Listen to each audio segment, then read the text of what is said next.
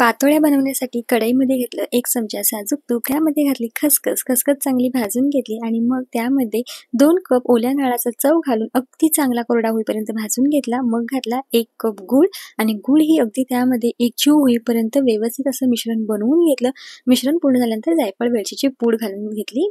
उकड काढण्यासाठी कढईमध्ये घेतलं 1 कप पाणी, अर्धा चमचा त्यामध्ये तूप घातलं, चिमूटभर मीठ घातलं आणि 1 कप पाण्यासाठी 1 कप तांदळाची पिठी घालून व्यवस्थित मिश्रण हलवून घेतलं. गॅस बंद केला आणि 5 मिनिटं ह्याला असंच वाफवत ठेवलं. त्यानंतर वाटीने असं ह्याला व्यवस्थित मळून घेतलं.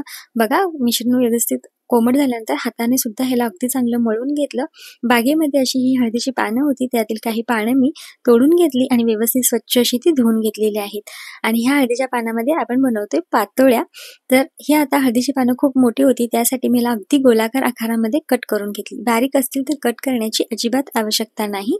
तर व्यवस्थित कट करून झाल्यानंतर मी आता त्याला असं तूप लावून घेतलेलं आहे बघा. आणि केलेल्या पिठामधील छोटासा गोळा घेऊन तो असा ह्या पानावरती हातानेच असा थापून घेतलेला आहे, म्हणजे पानाचं डिझाईन अगदी त्या पातीवरती व्यवस्थित उतरतं. ह्यामध्ये भरून घेतलं सारण आणि पान घेतलं झाकून. आता बघा डिझाईन किती छान उमटली आहे. आता हे व्यवस्थित हाताने असं बंद करून घेतलं. तर अशा पद्धतीने सगळ्या पातोळ्या बनवून घेतल्या आणि ह्याला उकळायला ठेवलेलं आहे. आधी पाणी उकळत ठेवलं होतं भांड्यामध्ये, त्यावरती चाळण ठेवली आणि बघा आपली ही पातोळी 15 मिनिटात छान अशी उकडलेली आहे. आता याच्यावर घालायचं साजूक तूप आणि गरमागरम अशी पातोळी खायची. तुम्ही सुद्धा नक्की बनवून बघा. बाय.